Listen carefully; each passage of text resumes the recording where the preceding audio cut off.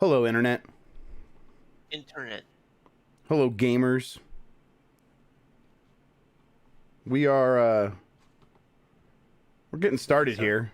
I'm pretty sure that there you go. that Oh my god. Mike's slapping himself around trying to wake up. We'll see. He's still in Oh, a that food turkey. coma. Yeah, that food coma for real. It's no joke.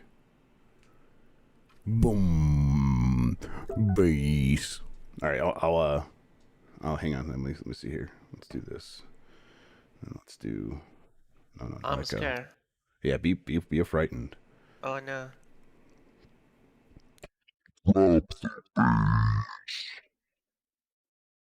Shit. I gotta turn that off to actually talk like a human. All right. All right.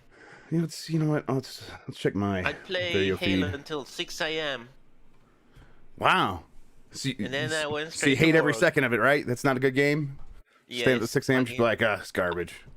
What the I hell? What's it? fucking hate the All right. fucking battle pass.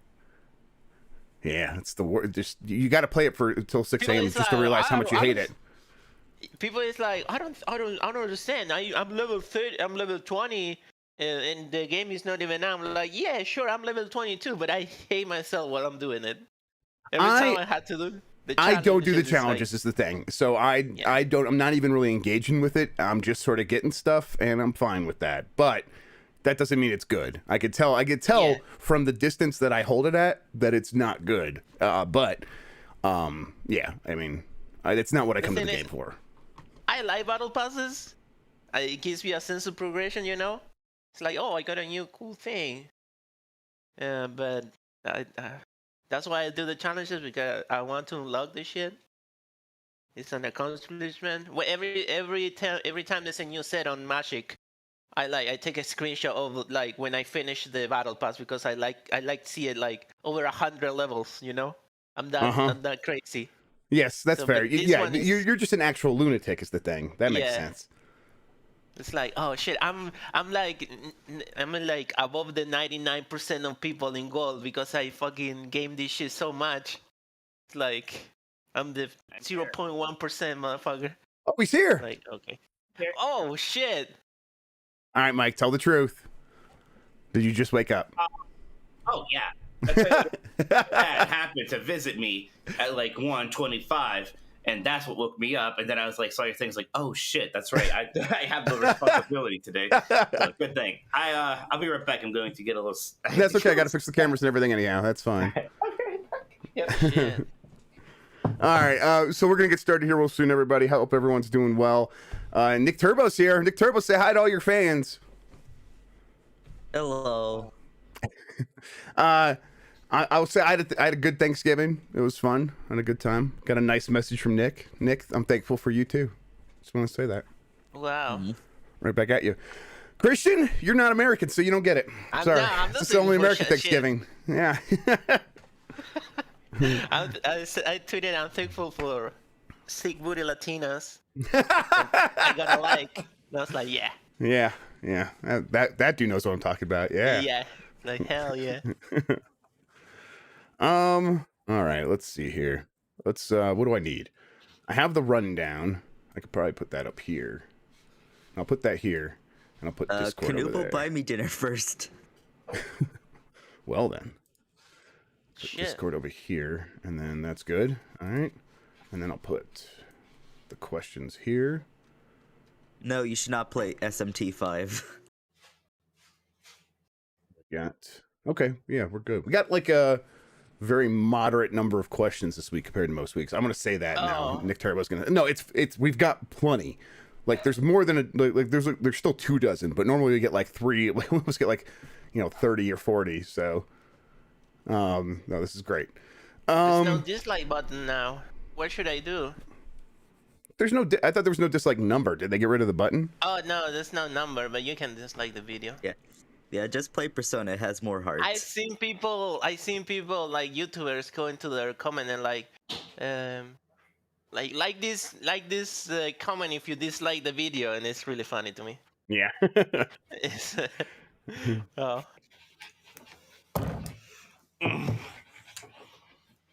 Let's keep talking about Halo. The Cinder shot, it's pretty good. Yeah, I People think sleeping on the tracking on the like all Oh, of the reticle. most of those guns are pretty good, Shoot mount. actually. Even the ones everyone's like, this one's bad. Like the A nice the sweater, shock Mikey. rifle or whatever. Thank you. Shock rifle's That's a pretty very good. sweater. Speaking you of look Halo, so framey. What's going on? I think he's better now. No, maybe not. I don't know.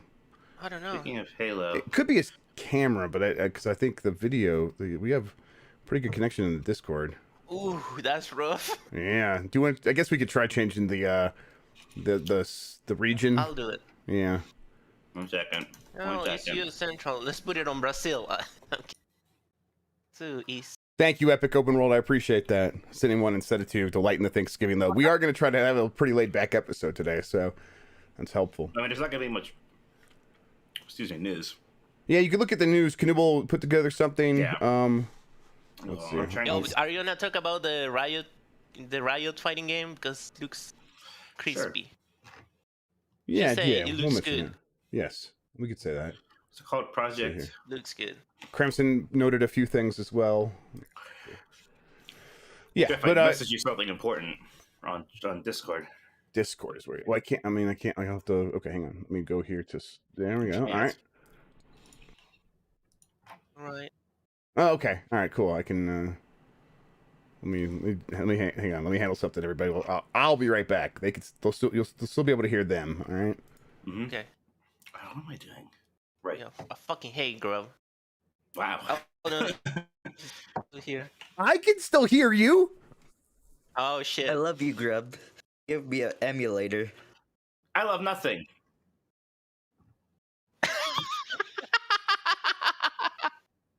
The best game. Oh. That guy has 50 more YTMDs that all have a very similar theme of him just singing over songs and making them about Halo. I mean, that is like 90% good of life. TikTok. So, So that's what humor was like in 2006. and it hasn't evolved at all. It has. Yeah. It's all the same stuff That's now. when he picked. Yeah. That's All the right, song that so you has. guys- That's the song that has obsessed me Okay, for wait. the last 15 years of my life. All right, we got to check. Okay, you heard it. Did chat hear it? Chat, did you hear what just happened? The song, because I can't tell. It looks like they're not reacting the way I would expect. So, did you guys hear a Wow. song just a second ago? Chad, did you hear that song? That masterpiece, that beautiful moment of art and beauty. No. Song? No. Canoe. Okay. All right. So that's what. Let me figure out where to Canoe. put I this. just think we're crazy. Canoe is a simple man. I love dogs and titties. What? Oh no, they didn't hear it. Oh man. Okay. What's this- Done with FPFs? I thought they said the opposite. Or am I crazy? It I says love for Mikey's now. boy count. So what does that mean? All right. Let me I don't know. I'm not seeing the source of this. I feel like we can't talk about it, so we don't know what it's referencing. Yeah. Fair enough. Oh. This also says Xbox Games with Gold. Do you know what Games with Gold there are? I know. No, I was gonna delete that. Yeah, I'm deleting it right now. Former website, that thing. Yeah, just delete Knuble's whole comment. And Well, what can Nooble Thank you for- say? thank you for nothing, Knuble. No, Can you get off color? No. Knuble's the one that put these together. That's when that you're deleting the stuff. So then Nick's saying you're deleting his entire thing. So Oh. I'm sorry, I'm only half paying attention, you see. okay, I'll put it here. No, I can't do that because then everything comes through there. Talk about Doug Bouncer. So, Mikey, are you playing more SMT5? Oh my God, it's so Oh my loud. God. Ah. Please be careful. This is a very low quality YTMND. Halo. You know what? I'll just What's DNF duel? What's DNF duel? I don't even know. what? Mikey, SMT5? DNF. No, I play KOTOR. I'm playing the hottest RPG. Oh yeah. Does KOTOR have heart? Yes. Yes, actually, lots of it. So it's like Persona then. Exactly like Persona. Oh gosh, this is a big story. This should be a top story. I need to throw some of these things up top. Yeah, Yeah, SMT Riot fans are fighting so game, yeah, weird. yeah. Top story. Okay. Who would I'm gonna fight turn. I'm gonna years? turn down the volume Bless you. of Microsoft Edge to 50%. And here we go. I'm unmuting the tab. Of Edge. I'm unmuting the tab. Everyone brace yourselves. Halo 1 and 2 my are God. the best games. Halo 1 and 2. Way too loud. It's Way so too loud. loud. I think That was being that loud is 50%. like, I gotta check it.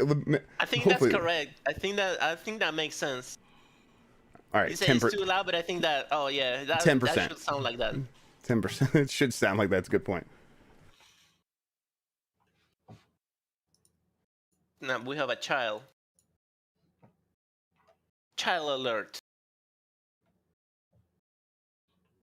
All right, one more try. Halo 1 and 2. All right, They seem there we That's go. way better. That's way 10%. It's like that scene in Iron Man when he gets rocketed into the ceiling because he's like 50% power, and then it destroys his brain and he dies. funny. And the rest of the movie is a hallucination as he's about to die. The rest of the MCU. Is that a First the real MCU. theory? It is now. I mean, that's there's no way you survive that. fucking did Actually, it. the way like if your organs accelerated that fast and then suddenly stopped on a brick wall, they would liquefy. So yeah, actually, and then he also died when he crashed in the desert. The same thing would happen. Okay. Oh my god. I'm gonna go get this. Shut it up. I'm gonna go get this kid a Lunchable, and then I'll be right back, and we'll get started. Where is it? All right. I am Oh, I want a Lunchable. heavy on my side. The pizza Lunchable. why is Mike Yeah, I'm fixing it. okay? Saying. Think you're doing Does it the on Lunchable purpose. still come with the little snack, the little chocolate bar? It depends what kind you get. I haven't Sometimes had yes. one like years. No, Mike is bigger. See me owning a Halo. I need open stream elements. All right, I'll be right back. Stay away. We don't need you anymore. We don't want That you. makes You're not sense, wanted then. around here. Yeah. That makes sense that Chef had to make Mike bigger because Chef hurts. Chef hurts. Her. Fucking hell. You got Seems this. his head look bigger. So did you get anything for Black It's a Friday? composition problem. What was that? Mikey, did you get anything for Black Friday? I woke up 5 minutes ago. I didn't get anything for Black Friday yet. Yeah, I'm hosting the fucking podcast now. Hey, welcome, everybody. Esports. Yeah, good luck. This is the internet. You're busy. Let's do this. Wow, guys, you're pros. Wow. I want you to do a B team GamesBeat Decides together. It's Tuesday. And leave me out of it. Yeah, I can stop thinking about Halo guns all the time now. It's I Wednesday, got a my nasty dudes. kill with a cinder shot around the corner. I was like, I had a clip on my Twitter. They look- I'm like, In hell yeah. Halo. Halo 1 and 2. The best games. Oh. Alright. you got pecan pie? Pecan pie? A what now? Do you got pecan pie? I saw pecan pie on Twitter. And I Oh, can't pecan pie. No. Sorry. Wow. No, I don't like sweets very much. I'm not a big I dessert thought you guy. were gonna do another decent. Pecan these nuts? Yeah. Pecan these nuts. Pecan pie. No, I don't like. No, I like pecans. I don't like pecans. I love pecans. I don't like the giant sugary goop between the pecans and the pie crust. It's just sugar. So what I Don't don't like it. understand is like you have like 1,000 rules on football to like score. It's like, oh, this guy turned around and then these two guys are hugging, so that's like 10 points. And this other guy has like a handkerchief on his pocket, and then when he throws, it's like another 5 points of shit like that. It's weird. Mhm. Oh, Twitch improved my Arby's Oh, let's go. emote and all the other ones. So, One step closer to pro streamer. so I'm pro. Better than Ninja. That's correct. Did you saw Dr. Disrespect asking for a battle royale on Halos? Because Halo is gonna die in 3 weeks if he doesn't have a battle royale. Somebody put that shit on my timeline, so now I had to spread it. And what else did I play? Here, don't play. Oh. Busy day for Mikey of doing nothing so far. Yeah, Mike, you're a Toad streamer. Yes, I am. I'm pro Toad. Pro Toad. Hey, Jeff's back. Hello. Oh, Jeff, play that clip of him as Toad. yes, please. I don't know if it went through that. I thought that must have been Charles Martinet. I don't know. That sounded pretty much like the real thing. All right, let me sample. Why don't they cast you for the movie? Because they're fools. All right, They're a let's. bunch of idiots. Let me see if this is going to work for the chat. Yeah, that worked. I love you laugh at it. All right. Oh, funny guy. Okay, I need to adjust Mike's size. That's what she said. Oh What? god. Oh shit. Now he's What? big enough. All right. That's what she said. All right then. I got everything else ready to go. I think we're ready. That's also what she said. Have fun. Bye. Cool. Thanks, guys. Appreciate it. Happy Thanksgiving. Yeah. Happy Black Friday and shopping. All right. I am going to do a countdown. I'll hit this button right here to get us music, and then I'll record and all that stuff. Mike, are you ready? Yeah. All right, here we go. Countdown, and then going into it. 5, 4, 3.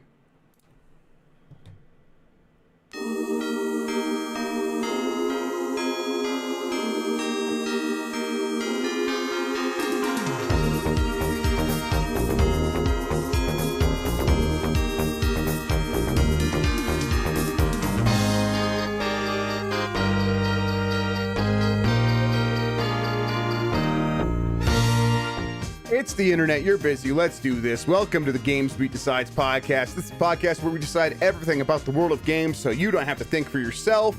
Normally we do big Black Friday deals, but this year we thought we'd just talk about video games a little bit, Mike. Is that okay with you this year?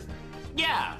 That's Mike Minotti. I'm messing up the intro, but whatever. I don't care. It's me, Mike Minotti. We had American Thanksgiving yesterday. We took it pretty easy, so Mike just woke up. I figured we'll do a laid-back episode this week. Kind of just hang out. I'm ready to go. I'm partying. You're right. Like, you're way better than I was for Nintendogs, where I was just like groggy for the first half of the You're episode. still a mess. Yes. So yeah. But hey, I'm proud of you. Thanks for getting here. And we were doing this show. Today's episode, we'll have news, we'll have games.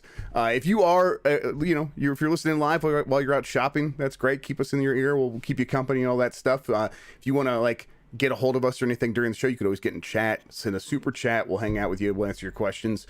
First, thank you for joining us. You get more from Mike and me at GamesBeat.com. If you have something to share with us, email the podcast at GamesPlusPodcast@VentureBeat.com. Thank you to Carlos Ayin, who is Insane in the Rain Music, for the use of our normal theme songs.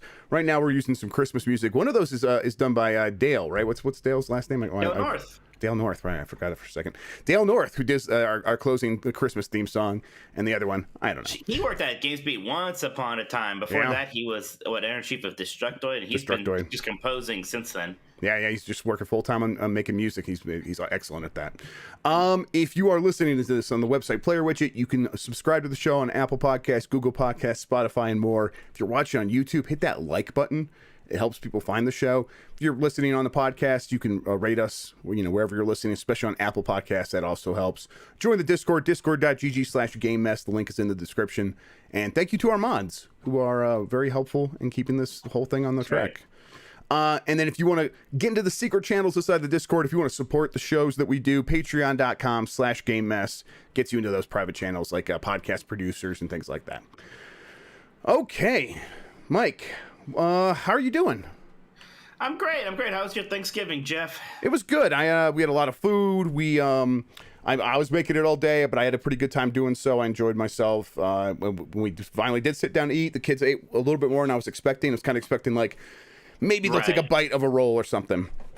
But they both got way into turkey, and they kind of fought over it. It was kind of wild there for a minute. I was pretty surprised by that. So then now they're both very into turkey, and they had a few other things. And then, of course, they had the pumpkin pie, and my wife made a pumpkin pie cake that is apparently all the rage these days.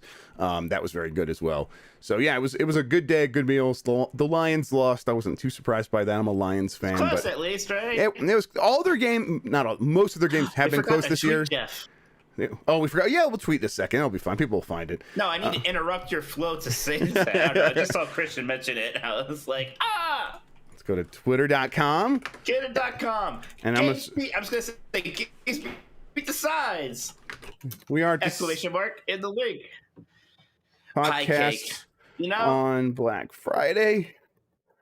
that's yeah. So I had No split deals. 6 nieces and nephews at Thanksgiving. None of them ate too much, really. So I think the one was probably just eating. I don't know. There was actually like a full-on kids table this year. It was like the first year where like all the kids were old enough that they wanted to do that and weren't like afraid of being away from their mommies and daddies. So they were doing their kids table thing. Right. So I don't think they ate too much, but still they had fun. Yeah, that's good. Yeah, the kids' table is a great family tradition, absolutely. But since we didn't have extended family here, the kids got to sit at the big table and had a pretty good time. Right. Yeah. Although during most of dinner, my daughter got mad because I turned off our TV, and so she was like, "I'm not thankful for you." She made that very clear until later. She calms down pretty quickly. But yeah, as someone who knows nothing about raising kids, it sounds to me like you keep the TV on too much when she normally does eat. Oh, I keep the TV on most of the time because that's the real babysitter in this house. I know.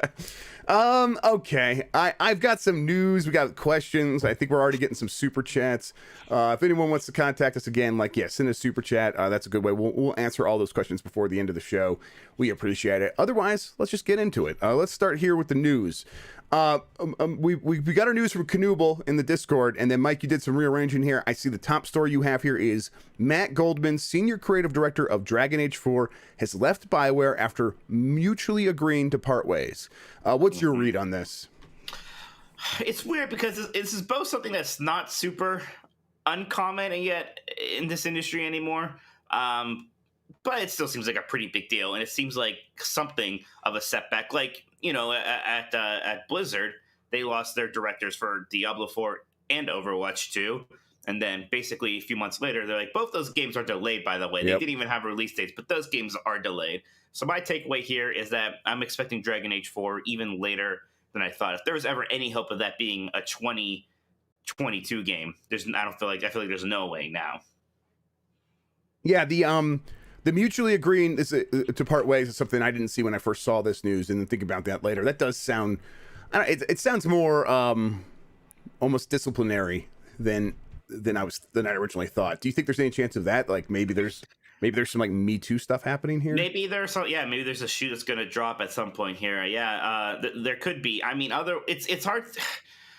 It almost has to be. I don't know if it's that. Maybe they were just that unhappy with what was happening with this, right? I mean, again, BioWare is a studio that has had its misses for a bit now, right? So Dragon Age 4 needs to come out and be a hit.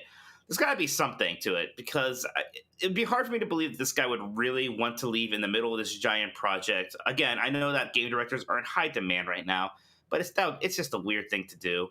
I can't imagine all the people who were working for him would be very happy about it unless they want him to leave. And maybe they all did. Maybe there was some pushback against it. Yeah, that's complete speculation. Yeah. I don't know what's going on here, but it's weird. There's something to it. I mean, when this happens in the movie industry, it seems like it's the biggest deal ever, right? Like, remember when the two guys from Solo were taken off and then replaced and stuff like that. It is kind of weird how the story is almost doesn't feel like that big a deal for some reason, but it seems real weird to me. Yeah, I mean, it's definitely like a part of it is like we're just in a chaotic time in the industry where things like this can happen, and the developers and publishers just have to roll with those punches. But I don't know, this one maybe there is something more to it. We don't know for sure. We'll keep our ears open. I am gonna look into this, but it's Thanksgiving time. I'm not bothering people too much right now with like, hey, what's happening here? Sure. So I'll try to come back next week, see if I can find anything that's going on with Dragon Age with BioWare. We'll find out later, probably. Epic has acquired Harmonix, which is the makers of Rock Band and Fuser and a bunch of other stuff. I think that Harmonix said that they will be working on music experiences for Fortnite, which is the thing that makes a lot of sense to me. What do you think about this, Mike? Yeah, I guess that makes sense. I wonder if this just means, are they making those visually impressive, concerts? Is there going to be any actual like music, like interaction?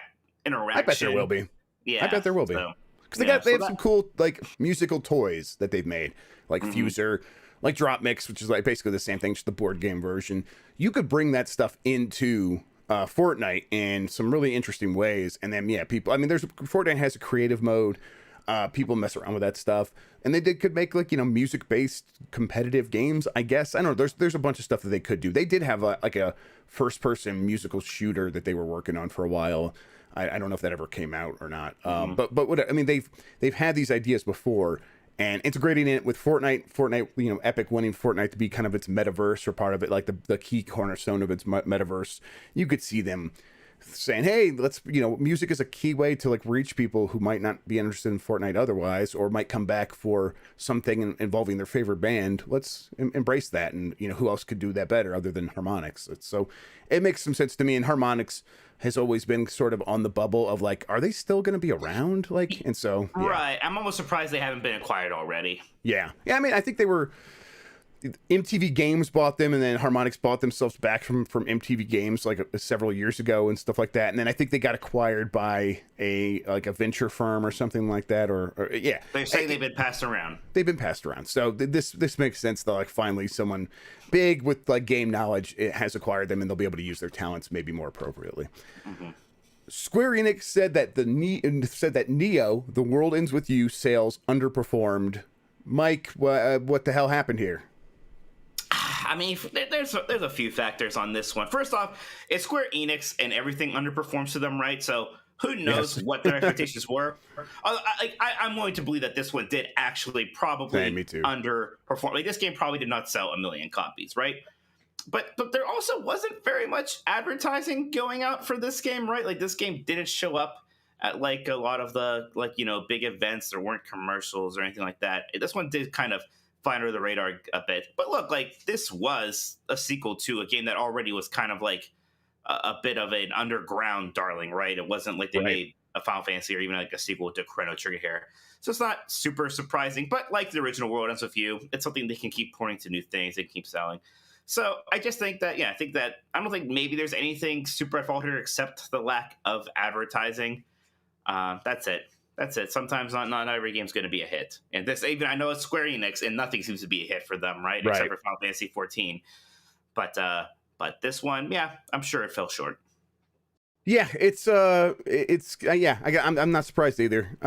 Even when the game came out, it wasn't like the World Ends With You fans were like, "Hey, everyone needs to play this," and everyone's like, "Oh, I guess we're grateful that we got this," and that was kind of there was like some people were enthusiastic. I wasn't super enthusiastic about it myself. I don't know if it just was timing or what, but like I kind of bounced off it after a bit. I thought it was fine. It was very talky, and I'm sure the first game was also talky. This game seemed absurdly talkative to me to the point where I was getting a little over it. But yeah, that's all there is there. All right, let's get into some other news. Xbox had its 20th anniversary digital museum that it released. It's a website you can go to, and it loads in. I remember how this used to work. Like, it would, when you would load up a 3D game in a browser, you had to like download Unity. Now it just like works because of HTML5. But I actually don't know like what the tech is or whatever. But it's like it's a 3D world you can explore in the browser, and it's neat. Yeah, it shows you like your most played games. It shows you how many games you've played. It's like a bunch of data about like what you've done on Xbox. And people were going there and sharing like what they played the most in the last year or so. So yeah, I did it, and my most played game was Psychonauts 2 because I haven't spent much of time on my Xbox, and that's the game that was breaking for me. So I kept playing it over and over and over. So, but Psychonauts 2 is your most played game on any Xbox platform ever? No, this year. Oh, this year. See, people keep asking that. You keep saying Psychonauts 2. Jeff, they want to know your overall. I did say my overall. It was Call of Duty Modern Warfare. Okay, that makes sense. That's right. Okay. Yeah, Call of Duty Modern Warfare is my most played overall. Yes, if that's what people are asking, then yeah, that's easy. I could have told you that though. That's easy. And then probably number 2 is probably like either Modern Warfare 2 or Titanfall. One of those. Titanfall I played for 1,000 hours easily. So yeah. I was pretty surprised. My most played game overall was Destiny 1, which I guess does make sense. I was playing a good amount of that, but also, like, at some point, I bounced off it. But still, it's a big game, so it is just a game you're going to play a lot of naturally. And then, in this year, it was Hitman 3. 2020 was Ori, the Will of the Wisps. So, yeah, this was a fun thing. I like this. I was kind of sad to realize, like, that I didn't have my own Xbox Live back when the original Xbox came out. So I was just using my brother's, I think, at that point. So his is great because like his like first day he logged in was like the day Xbox Live was available. Oh, that's stuff cool. Like that. Yeah, I'm jealous of that. I have mine. I had one of my own on Xbox. But then when I got my Xbox 360, I forgot the password or whatever, so I just started a new one. And I'm like, oh man, I wish I would not have done that. But oh well, it's whatever.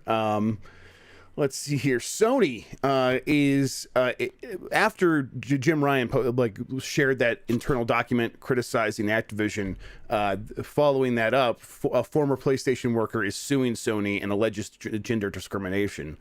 This is something that's not too surprising. There have been a lot of stories about this stuff happening at Sony Studios, specifically like Naughty Dog and what's Insomniac, you heard about a little yes, bit. Yeah, Insomniac you heard about a little bit, and those things never really got resolved. So having this pop back up, it's like, okay, I'm not too surprised to hear this was happening. Yeah, I mean it's an industry wide problem for sure.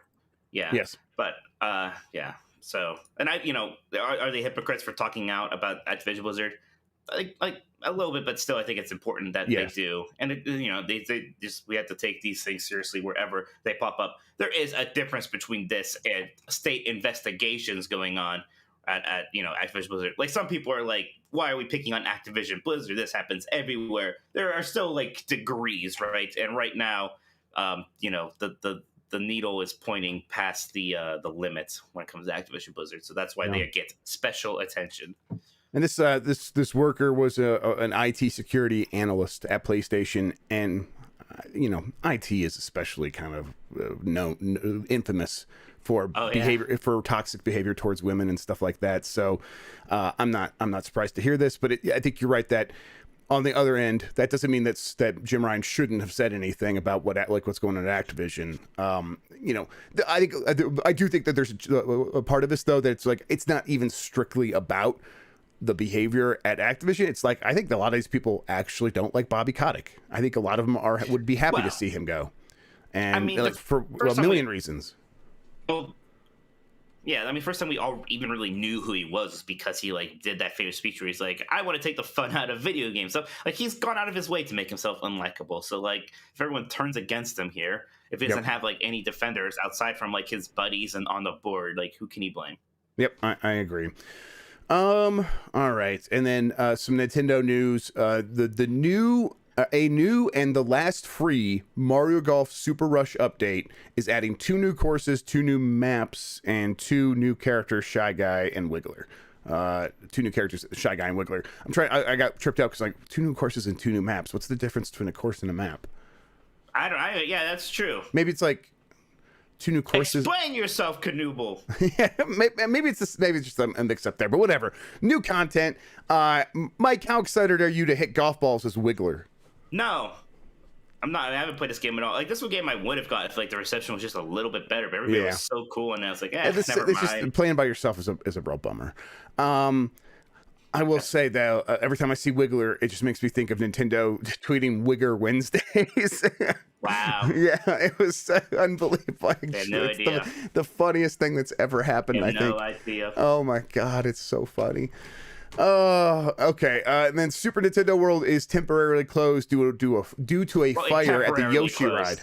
I don't think it's. I'd be shocked if it's still closed, but it did close because there was a fire on the. It was temporarily closed because of Yoshi ride. Mike, explain yourself. What? Oh, this thing happens all the time. People die in Disneyland. It's fine. We get over it. Huh. All right. I mean, all right. Pretty flippant, but all right. Yeah, you're not wrong. We do get over it. And yeah, no one was hurt here, right? No, I don't think anyone was too hurt, except for maybe Yoshi. But there's more where he came from. Yeah, exactly. There was plenty of Yoshis. We don't even know if Yoshi's a proper name. He just pops up and look, it's Yoshi, and it's just another one of those dinosaurs. It's green. Yeah, so I'm still not super clear if the Yoshi is the Yoshi, because he seems to constantly be hatching from an egg, right? So it's right, it is confusing. Makes him feel very disposable, and then someone's got to bring up the fact that in the Bible or whatever they used was it's Yoshi Sword T Munchakoopas, and that's not his name. That is his species. Right. Yeah. So that's again. Genealogical designation or whatever that is. Exactly. Yes. Yeah, and it's so again, no, Yoshi's not a proper name there. So yeah, it's who knows? Yeah, exactly. It's just a power up. It's not like in Super Mario World that Yoshi was oh hey, it's that asshole I stayed as a baby with my friends, right? He's no, I'm a new guy, help me. Yeah. So And So it's okay if Yoshi dies. Exactly. You jump up his back, he goes down a pit, and you'll find another one. Yeah. It's okay if he burns alive in a fire. Just like a pet. Just like any pet. All right. From I'm sorry, I'm trying to be dark, but it's not working very well. No, it's okay. I mean, it's fine. I'll tell you what. I don't even know that much about this incident, Jeff, because this stuff does just happen. And I almost read over it, of course, there's a fire in a theme park. I know, and that's the reality though. It's like these things happen. There's a bunch of moving parts. Of course, they expect there to be fire. That's why they treat them for, they prepare for fire safety and all that stuff. So yeah, they'll close it for a little bit, get everything fixed up, and it'll be back up and going in no time if it hasn't already. The Pokemon remakes are the second biggest Switch launch games ever in Japan. Or had the second biggest Switch launch in Japan ever. I'm not too surprised by this. Pokemon, launching Pokemons always do well, and there are more Switches in Japan than there were last year when they launched the last Pokemon thing. So I'm not too surprised by this. Yeah, I'm going to be really curious to see how these do in the U.S. because they've had strong starts in Europe and Japan. And again, it seems like there's as little buzz for these games as there are for relatively the core Pokemon releases, right? Yeah. If they are remakes, but still going to sell a zillion copies. All right, and then which is good because I want those Pokemon Black and White remakes. That's one of my favorite generations, like Diamond and Pearl, whatever. X and Y after Black and White, I straight up didn't like, but Black and White, that's where it is, man. Back to the Bobby Kotick section. Bobby Kotick said he would leave Activision if he can't fix things fast. Mike, what does that mean? Well, I mean, it's just him trying to address everybody wanting him to leave and being well, if I can't do it, I'll leave. Well, who gets to decide if he can do it or not? He does. So it's bullshit. Yep. Yeah, and it's the one thing he needs to fix is him being there. That is the key problem now at this point. Yeah, right. So yeah, and sure, other people might come in and be just as bad as Bobby Kotick. I don't think that's necessarily the way to think, because you could look at other CEOs of other companies. Many of them are also bad. Few are as bad as Bobby Kotick, it seems like. So, but whatever. Even regardless, he did bad. He needs to go. Mike, speaking of Activision real quick, we've talked about this a little bit last week. People keep asking about it. What is your current thinking about World of Warcraft on consoles? Do you still stay where you did last week, which is you said it seems unlikely? I mean, look, I think it might happen.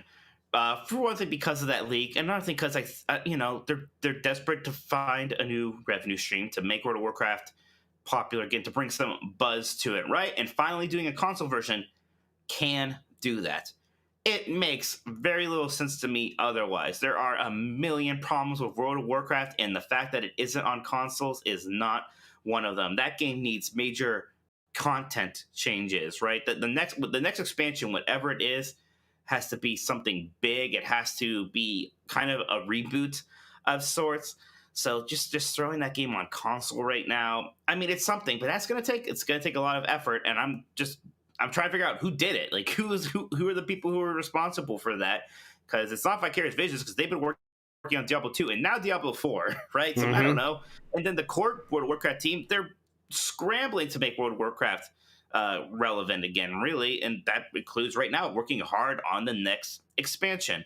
Now, there were long breaks between the big updates for the game this year, but I figured that was more because of the pandemic and less so because they're secretly working on a console version. So even with the evidence there, I'm still not going to believe this until I see it. It won't be at this point, it won't be the biggest shock in the world.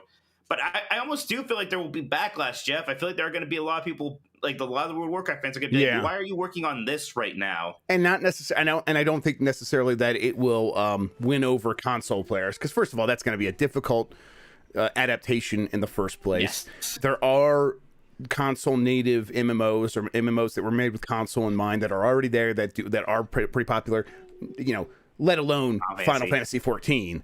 Even before you get to Final Fantasy 14, there are other sort of Eurocentric fantasy games that you play, but Elder Scrolls Online or whatever. But and so it's going to be a tough comparison. And then also it's it's still just World of Warcraft at this point. I mean, I think that if people wanted to play World of Warcraft, they would have found a way to play World of Warcraft by now. I mean, it'll give them a boost of some kind. It will. Another reason I can believe it is because it's very easy to believe that some higher ups, once Final Fantasy 14 started doing well, just like looked at it very coldly and said, "Well, that game's on consoles. Yes. So if we need to get on consoles, Yeah. so maybe that's why. I don't know. It seems bizarre. I mean, I'd be curious to see what they do. And again, they can't." Sorry, I hit the wrong button. I'm sorry, my bad. That was, I think only you could hear that. Well, maybe they heard it too. My bad. Yeah. Sorry, didn't mean to do that to you. He's like, who's laughing at me? I thought I was making good points. You are. All right, Yeah. fine then. No, but yeah, I am curious to see what they do because I mean, they can basically just look at how Final Fantasy 14 does it and kind of use that system into World of Warcraft, and it could work fine, I think. But again, Final Fantasy 14 was always designed to work with PlayStation 3 back in the day, so it makes some sense. So it'll be harder for World of Warcraft. We'll see. I'm still skeptical, I guess. As I talked myself through this, at first I was ready to be like, no, I believe it, and now I'm still just skeptical. Yeah, no, I think, I mean, I bet that's been the conversation you just had with yourself. I think is the exact conversation that probably happens internally every time they talk about this idea. I have no doubt that they've experimented. They have console versions maybe up and running internally, that they've thought about it a bunch of times, and now they're just like looking at the last like 10 miles of like finishing that development. They're like, is it really going to be worth it to spend all this time polishing this stuff up, getting up and running, when we could just be focused on content for our core audience that has stuck with us for this long? Yeah, I think that, that conversation you had is pretty accurate and probably pretty representative of what they think internally. Okay, let's see. Some release dates: 12 Minutes coming to PlayStation and Switch on December 7th. So lucky Sony and Nintendo gamers right there. I've still never played that game. No, that's a game that had like a mixed response for people who like loved it and the people who hated it. And just from like reading what the people who are hating it were saying, I was like, yeah, okay, I think I'm gonna fall into that camp. I was about to start playing it, and then I was like, this Forgotten City thing. I've heard a little bit more about that, and people seem really happy about that. I'm gonna try that instead, and I was very happy I played that instead. Shovel Knight Pocket Dungeon is actually going to come out this year, December 13th, Switch, PC, and PlayStation. This is one of those games that's still not claimed in our fantasy draft, or in our fantasy critic league. So, Mike, if you want to go get this and have a chance to beat me. Whoa, okay, maybe I mean, gosh, what kind of scores is this going to get? Probably like right flat 80, a flat. I mean, 80, there's just not much left this year, so it's like any sort of points you might get would be beneficial. That's true. Okay, and then other news. WB Montreal is apparently working on another DC Comics related game, according to a post on LinkedIn. I mean, I'm not too surprised. Like, yeah, they're the ones doing not Suicide Squad. They're doing the other one, right? The Gotham City Knights. Yeah, Gotham Knights. And so that game is supposed to be a sort of live servicey. So I guess maybe it is a little surprising, but I at the same time, maybe they want to have like a backup project going, saying, hey, Gotham Knights, we'll put it out. It'll probably do okay, even if it doesn't turn into this big ongoing live service that we want it to. And in that case, here's some other stuff that we can work on at the same time. Why don't you just say with no justification that it's a Superman game? Let's get Greg Miller excited. Yeah, it's not just a Superman game. It's based on Greg Miller's pitch for Superman, which I never remember exactly what it is, but he's so proud of it. I'm just going to say that, yeah. There you go. Kojima Productions is opening a new studio in LA dedicated to music, movies, and TV. So Kojima's doing it. He's fine. Of course, it was going to end up here eventually. Now he's doing it. What do you think this? Do you think he's going to like develop original ideas, or is this going to be like, oh, this is the studio that handles adaptations of Death Stranding or something? I bet. I mean, they have to at least do something like that at first, right? Like they can't be too risky here, I suppose. I don't know. I always find it kind of not distasteful, but little not pathetic, but something like that, right? Like it reminds me of the freaking gosh, I don't know why I can't remember his name, but the Borderlands guy, Randy Pitchford. He's yes, kind of the magician. He's Hollywood butt sniffers. Yeah. Like God. All right. Hitman 3 got its year 2 roadmap, and it's very exciting. They are going to make new maps. They're bringing the VR version to PC, and they're going to release new stories and exclusive targets. The fact that they're making new maps to me says that this Hitman game must have done very well, because I do not believe that they had an intent to make new maps originally. Right, I thought they almost said I don't know if they never said they were, but we weren't expecting new maps. Yeah, and, it almost felt like they said they weren't. I think what they said was, that when people were asking, hey, what about new content, new DLC? They're like, well, we'll be remixing the maps we have. And that almost seemed like the reason they excluded saying new maps is because they weren't going to do it. Now, they've said that this is the best-selling Hitman game ever. They're very happy with its performance, and now they're going back and making new maps. I think they have in their sight the possibility that this could be one of those games that just regularly has around like 3,000 to 10,000 concurrent players on Steam for just years and years and years. And if they release new maps, new content, they could easily do that. So, yeah, I'm very excited. I'd be so excited. I mean, the two like quote like post-launch maps that they made for Hitman 2 are like two of the best in the entire series. So yeah, and like it almost just feels like they can kind of get wild with these. Oh yeah, very excited. Yep, Give me it to too. me, man. I'm ready to go back and play some more of that game right now. Oh, yeah. And if you're going to put new maps out, then even a better reason to check that out. Absolutely. First look at Spider-Man at Marvel's Avengers. Oh yeah, so Sony showed off, or Sony and what is it? Square Enix showed off Spider-Man in Marvel's Avengers.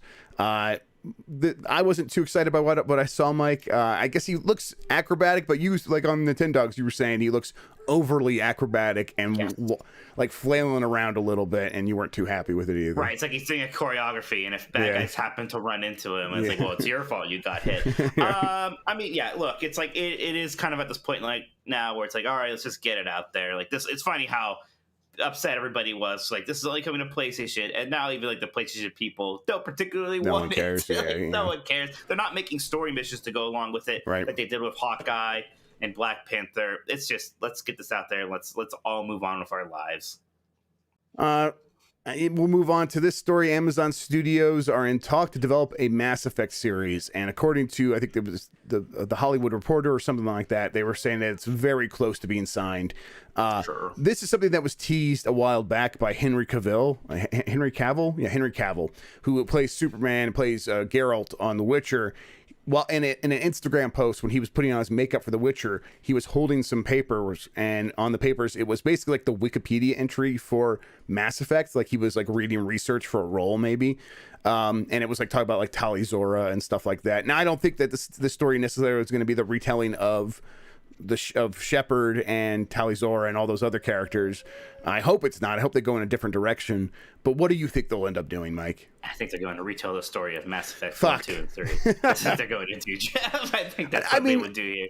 Yeah, you're right. Because they need, like, when you put up this much money in a show, you don't want to be too creative, is what it is. You just need to do you're just going to do the thing that's right in front of you. You're really right about that. And Garrison there, and look, like that story makes more sense for a TV show than a lot of other things. Like Mass Effect 2 straight up got episodic, right? Yes. So yeah, it makes more sense than a lot of adaptations. There's no way they do Fem Shep, huh? That's absolutely going to be a male shepherd, isn't it? Yeah, probably, yes. Yeah, if I could remember his name, I would make a joke here about how they should get the guy that played the captain on Andromeda. The weird religious guy now who played Hercules. He played Hercules. Kevin Sorbo. They should get Kevin Sorbo for it. There we go. That's a real actor right there. There you go. Yeah, sure. I tell you what, like that's kind of like the weird thing about it, about doing like the TV show, and it's something I appreciated in KOTOR, and why like Star Wars is so good for video games, because you can have like this perfect parody between the humans and the aliens. You can get really weird and creative with the aliens without having them being CG creatures that look completely out of place next to the humans, right? That's true. Yes, that's benefited Mass Effect too, and so you do the TV show. Are you going to have Rex be this big CG thing? It's going to be this giant prosthetic thing. Yeah, I don't know. It's a tough. No, that's like a decision that sort of dictates so much about the show right there. Like, what are the what's like Rex going to look like? Right. And if you make a prosthetic, it's like, okay, now kind of all the aliens have to be prosthetic, and that's fine. But that's a choice that we're making now. And we have to like stick to that and make sure we like nail it. It's tough. I guess one of the cool things about Mass Effect was because it wasn't a live action thing, they didn't just have to put different foreheads on the humans like Star Trek to make them aliens. They could be like, oh, we're gonna have fucking weird aliens. It's gonna be great. Yeah. And once a TV show, it's gonna be harder. That's a good point. And the final story I have here: Capcom confirms that Monster Hunter Rise will launch with all of its Switch post-launch content when it comes to Steam. So not too surprising, except for Monster Hunter World, there was that delay between like not just the release of the original game, but then when Iceman, when the Iceman, Maybe is it is Iceborne Iceborne. not right? I think I feel like I Iceborne's said correct. Iceborne last time, and then someone corrected us. That's why I'm like doubting myself. And it was because it was Yeah. wrong, but maybe it is Iceborne. No, it's called Iceborne. Okay, all right, fine, good. And so when the Iceborne the DLC came to the console, it then also took another like 8-month delay to get to PC or something like that. They're not doing that this time, and that's a good sign. All right, all right.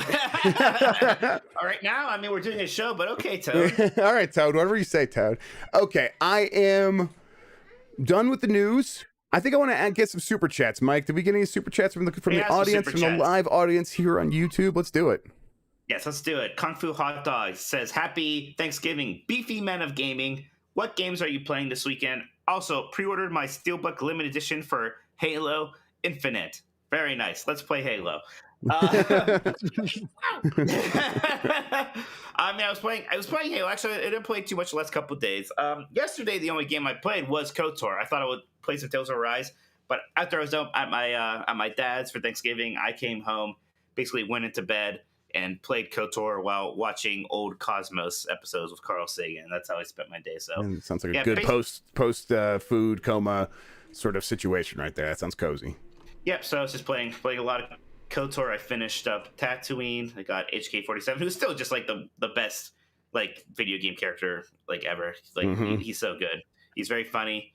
It's like he's saying things, and I'm like, I remember when he said this line, and I read it back 15 years ago because it was great. Just so good. And now I'm on Kashyyyk and doing all of that fun stuff. And yeah, KOTOR is good stuff. Jeff, what have you been playing? I think I did not spend much time playing games the last couple of days, and the stuff I have been playing I can't talk about too much. So Sure. yeah, I definitely want to play some Tales of Arise tonight, I think, and get some good progress going on that, because I want to beat that soon, because I want to play Guardians still and but Yeah. other things. I want to finish Guardians. I'm at the very end of that game. I will probably do that maybe tonight. We'll see. My wife got sick too yesterday, so it's like I was probably gonna spend some time playing games on the beanbag or whatever. But then I had to like take more care of the kids and take care of her and stuff. So ran out of time. But I'll be testing some hardware for review, and I'll have that in early December. And then I am gonna be I don't know, finishing Guardians, and then I'll probably start looking at some of these other games I need to get finished for Game of the Year. All right, what's the next super chat? Major Blazer says, since I couldn't think of it in time, I'm crossing over to this podcast to let you guys know my favorite Nintendo character has to be Shulk. Then it says Gobble. Yeah, Shulk's Shulk, I'll tell you what, Shulk, he knows about the Monundo arts. He loves his Monundo. Jeff, do you even know who Shulk is? Is Shulk not the guy in his underwear in Smash Brothers? He can't be in his underwear, so you're thinking. I think you are somehow thinking of the right character, but he's the main character of the first Xenoblade Chronicles. Okay, yeah, that's who I was thinking of. Yes. Yeah. I think it's supposed to be swim trunks, but sure, we'll call it underwear. Sure. We think about not much of a difference between those two things. No, it's swimsuit area either way for sure. Yep. Isaac Spencer says, can't watch live today, but happy Thanksgiving. Thank you, Isaac. Casual says, Dear Meat and Cheese Men, November is almost over, and this isn't game related, but I still gotta know who rocks a stash better, Mike or Jeff? So, like, does he mean if we only had mustaches, like, who would look better with it? I think Mike would look better with just a mustache. I think so. My dad rocked just the mustache for a long time, and I look. My dad still just rocks just the mustache too, and has wow. almost his entire adult life, I think. But Trying to okay, let's do it. cover up here. I don't know. Someday I might try it. I feel like I look a lot like the one guy in FTR, that tag team in AEW, when I just had this mustache now. Interesting. You just had the goatee. You would look exactly like the not the British bulldog. What's not Scott Steiner, the other Steiner. Rick Steiner. Rick Steiner. You'd look a lot like Yes. Rick Steiner. I can see that. I had the goatee before. I was thinking about going back to the goatee, actually. Maybe I'll do that soon. I don't know. I'm not sure if I'm brave enough for mustache. Mike wins, everyone says. I agree. Yeah, we But agree. Turbo Shark says Jeff would, the traitor. So I feel like we would both pull it off much better than most people. I'll say that. Yeah, yeah. I think my mustache wants to break out and just be a mustache a lot of the time.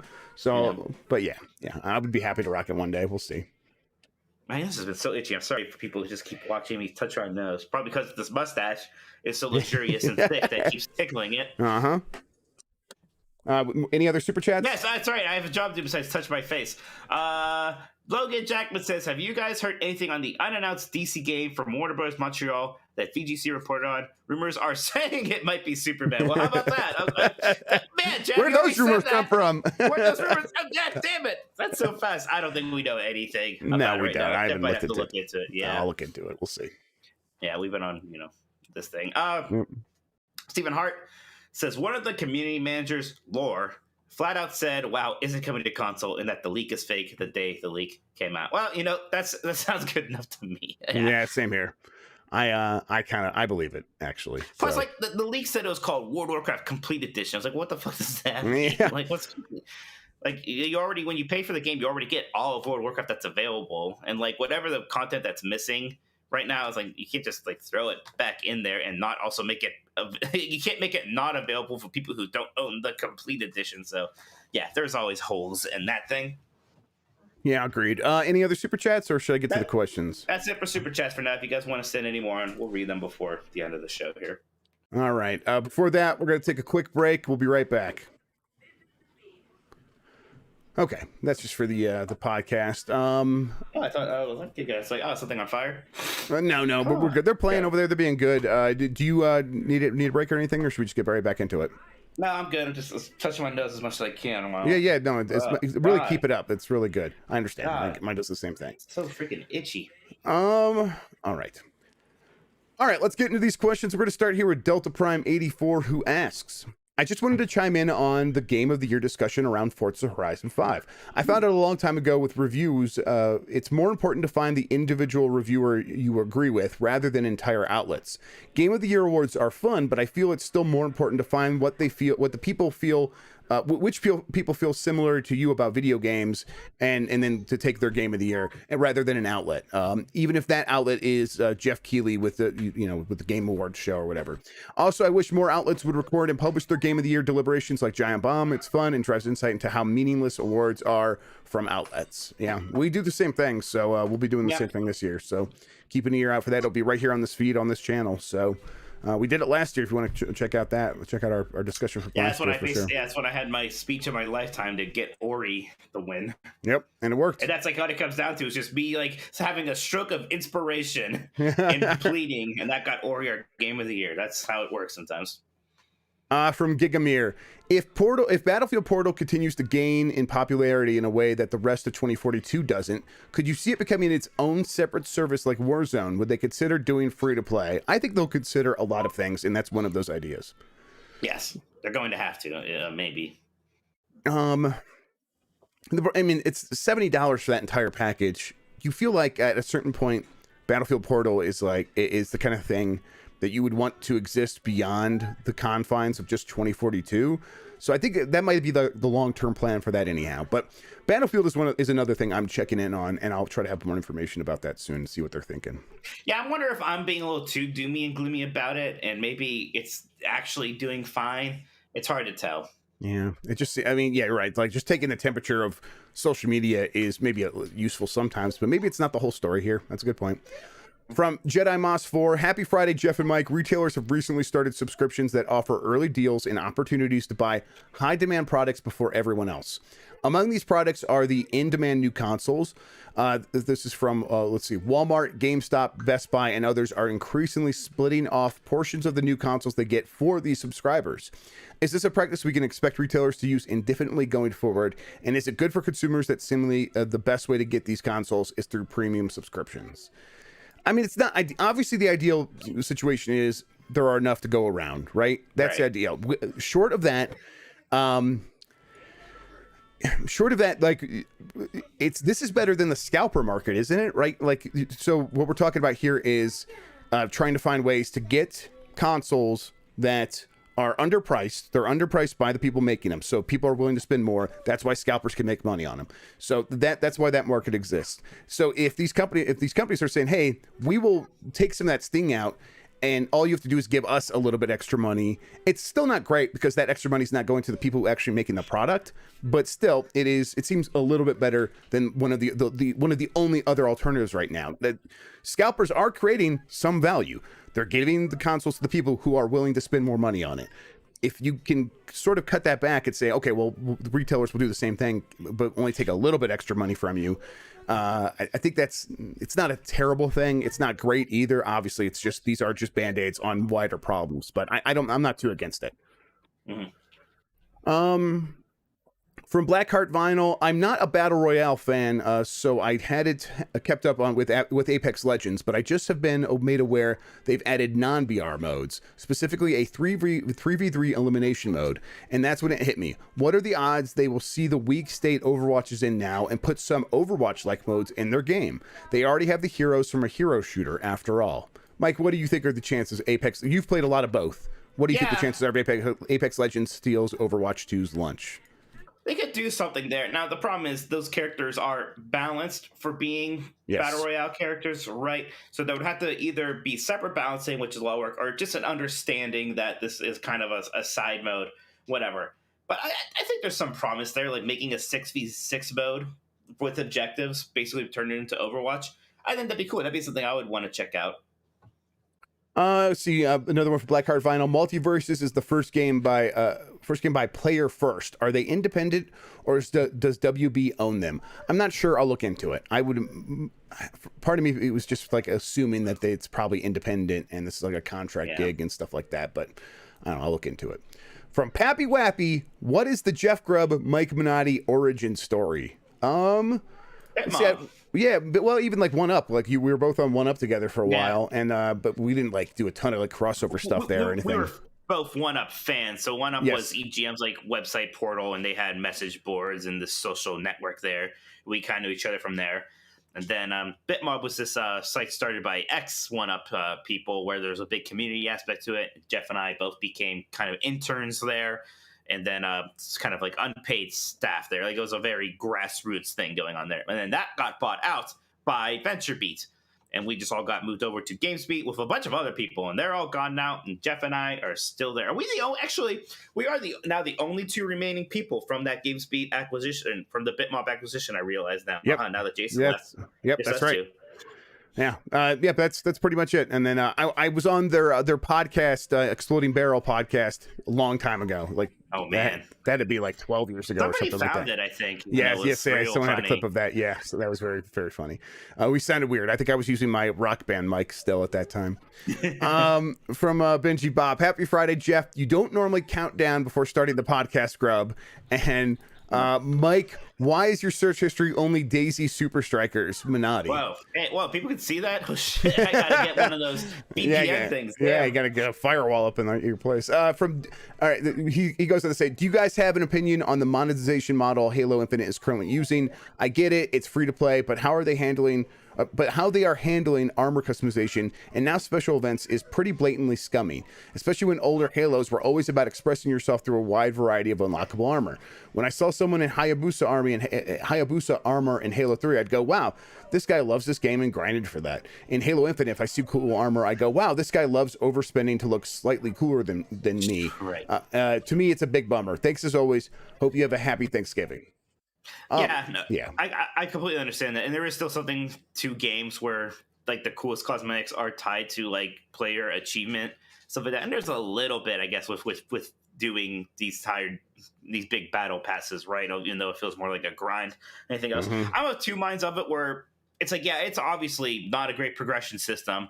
It feels really bad to have the game of my life and basically get 50 points for it, because the only thing I happen to do that the game wants to reward me for is play a game. And it feels weird, and it's frustrating because we all knew it was a bad system, and everyone was telling it was a bad system before the game launched, and then it came out, and they seem like shocked that everybody thinks it's a really bad system, and they have to apologize, and they have to to give us roadmaps and how they're going to fix it and stuff like that. On the other hand, it's of all the problems to have, like the game is super fun, right? And it's not impacting that very much, and really, like I could have probably had just spent $5 to get one of the color options that I had liked that showed up, and that was really all the customization I pretty much need in Halo. Other people are gonna feel differently, so it's a bad progression system. It doesn't impact my enjoyment that much, and in some sense, I think it could be overblown that way. Just how furious people are for something that really doesn't impact the gameplay at all. But I do get it, because it is a bad system, and it definitely deserves to be criticized, and it needs to be fixed. Yeah, and I think they probably will fix it and or improve it. I don't know, fix it. What does that mean? Like, there's still going to be that situation where you're going to look at a guy and assume he probably spent money on the very cool thing. Like, that's not going to go away. It's a free to play game. Right. I mean, that was going on. As soon as it's free to play, that had to happen. Yeah, and it's like at the end of the day, they made a whole game and gave it to you, and I'm like, okay, that seems like a pretty good deal. And now there's some greedy ways of trying to make money, but also they gave you a whole game. So I'm like, I hesitate to say too greedy because they just gave away all of their work that they put in for the last several years. So, okay, that's fine. But I think that it's just going to take probably a couple of cycles of their updates of their seasons to figure out the best way to present their progression, and then by then things will probably have changed significantly, and we'll barely remember like how it used to work. We'll be like, yeah, remember when it was really bad? Yeah, it's way better now. Isn't that great? Yeah, I think that's where we'll end up pretty soon. Yeah, look, being loud and complaining about it is part of what gets you there, unfortunately. So I don't blame anybody for doing that. Really, it's agreed, fine. 100%. From Danger Man Lee, with the popularity of Halo Infinite multiplayer free to play and Doom revival on consoles, do you think, say, a free to play Unreal Tournament revival is at least being investigated? Easily could see battle passes and cosmetics easily fitting Unreal Tournament easily, or a lot. Is that really what Epic Games cares about right now? Unreal Tournament. Yeah, they seem to have their vehicle for that in Fortnite, and Fortnite is the not the bobblehead, but what's that thing? Those mighty bugs. What are the Beanie Babies? What is the new Beanie Babies that everyone likes to collect? Is that a thing? Not Funko Pops? Funko Pops, yes. Fortnite is the Funko Pops of gaming, and they're kind of not going to turn their attention away from that and go in any other directions, I don't think. When was the last? I mean, I think they try to do a new Unreal Tournament every now and again, don't they? When was the last one? They did it. They did an Unreal Tournament as like a beta test for years and years and years, as part of the Epic Games launcher. And then as Fortnite got bigger, they shut it down, and like that's no longer a thing, or at least I don't. It's not like a going concern. You might still be able to boot it up and play it. I don't know. So apparently there was like a new game. Yeah, there's a new one that was just called Unreal Tournament. Yes. Yep. And it's just like they announced it and just kind of put it on hiatus, right? Yes. I mean, we saw that arena shooters were having a hard time there for a bit, and that really hasn't changed necessarily. It's like there's something kind of arena shootery about Halo sometimes, but I don't know if you would call it that, right? Yeah, no, I wouldn't. Yeah. So something would have to change here, and I bet maybe I'll tell you what. There's going to be a new Quake before there's a new Unreal Tournament. Oh yeah. I mean, they did an Unreal Tournament in Unreal Engine 4, like Danger Man's saying. Like that's right. That it's just it's going to take some time for them to to think that's a good idea again and try to figure out like what it looks like. And while they're doing Fortnite, I think they're going to be too distracted to figure that out. Let's see. Okay, another one from Danger Man. With Amazon nearing a deal with Mass Effect TV series along with Fallout Studios, I am surprised there is no news or the kind. No news of the same kind for the Elder Scrolls series, or would Elder Scrolls end up too weird for the mainstream? I don't. Elder Scrolls as this TV show makes a lot of sense after Game of Thrones, right? Yeah, it does. There's one like what the heck do you base that off of? I guess Skyrim would be the safest choice, right? Yeah. And you could spin it off from there. But I'm sure it's going to happen at some point here. Yeah. Delta Prime 84. While it's certainly not universal, there is a vocal part of the Forza Horizon 5 player base complaining about how buggy the game is, especially on Steam. Also, there seems to be a similar vocal part of the fan base for Farm Sim 22 that is up in arms about bugs. Given it's not really possible to have a perfectly bug-free game at launch for games that are this complex, what is your take on how quickly bugs should be getting fixed? I don't know. It's going to be different for every game, right? I don't know. Yeah. There's no solid answer here. I mean, I understand it's frustrating, but it's just the way it works. Or a lot of the not QA, but a lot of the stuff kind of comes out after game launches. Like you don't know how bad it's going to be until. And there's a big story. I forget where I read it about talking about the Master Chief Collection and how that was a mess, and how they said so much of it was they just didn't know that those problems were going to be a thing until it reached this larger, bigger audience. And then like with Halo Infinite right now, there's this awkward thing where the game came out, everyone's taking a break. There's because they're all tired from like trying to reach that deadline, and there was a holiday too. So it's like you almost can't ask people the day the game launches unless there's an absolute disaster. Like, all right, everybody, back to crunch time, right? Mm-hmm. Yeah, it's hard. It just depends. It depends on the game. I mean, within a reasonable time frame, right? As vague as that sounds. Yeah, kind of. I mean, for something like when the new Elder Scrolls comes out or Starfield, it's going to take a while to get to all those bugs, I assume. But something like Forza Horizon 5, if there's like a main bug, like I would expect it to get fixed in the next big patch. Yeah. Like, but again, different for everything. From Turbo Sean, happy Thanksgiving weekend, Jeff. Currently pawning his 57 emulation handhelds for Twitch channel points, Grubb. And Mike, let's play Halo Minotti. Mike, let's play Halo Minotti. That's my toe. Wow, that's your toe is way worse than mine. Way worse. Well, that doesn't come out well either. Excuse me. Let's play Halo. There you go. You got it. It just took two. Welcome to GamesBeat Decides. Mario. Let's keep it on brand for the holiday this week. If you could invite one video game character to Thanksgiving dinner with your family, who would it be and why? Pairs of characters like Banjo-Kazooie or the Ice Climbers count as one character. That's fair. So yeah, Daisy. like the Smash rules. Why? She just needs to meet my family. After the relationship you two have had, obviously. You answered too quickly, and now I can't think of anything.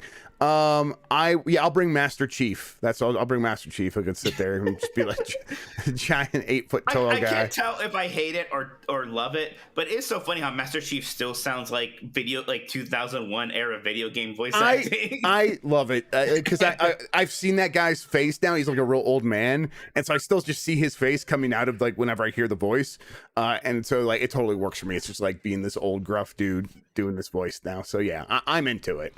It would be weird if they changed it now. Like, what are they going to get Kiefer Sutherland? For sure. I definitely don't want Master Chief at Thanksgiving dinner. Better not take his helmet off. He better just sit there. Yeah, he just sits hold there. a knife and fork politely. Yeah. He'll carve the turkey for us. Yeah. Yes, he incapable of eating anything. Yes, exactly. I would not want him to take his helmet off. No. All right, another one for Turbo Sean. Bonus question: If it hasn't been asked already, what's your favorite Thanksgiving side dish? Stuffing.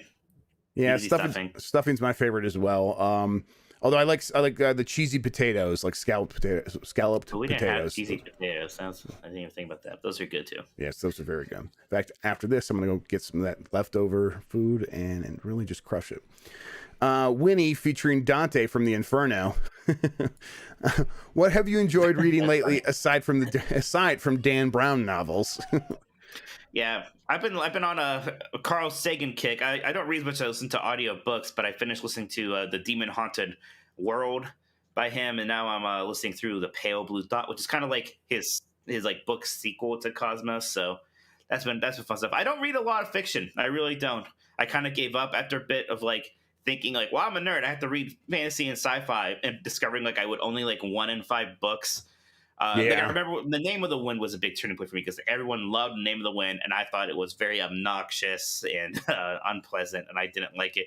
Then I realized, like, why am I forcing myself to like be like there's some kind of like nerd rule book I need to follow? It's like, no, I just like reading biographies and weird other nonfiction books about whatever thing I'm interested in. So that's what I'm doing now, and I enjoy it much more. I'm right now. I'm reading the Balan Wonderworld book. Yeah, you're past deadline, man. Yeah, well past that deadline on that. On my book report for that. I'm also listening I listen to a lot of audiobooks too because I need to be able to do other stuff while I'm listening to things. I can't just sit down and read. That would be. It feels like a real irresponsible waste of time these days. But so I listen to audiobooks while I'm like out exercising or doing the dishes or something. And I'm listening to a lot of Michael Lewis books right now. Michael Lewis did Moneyball. He did something, The Premonition. Yeah, I think it's called The Premonition.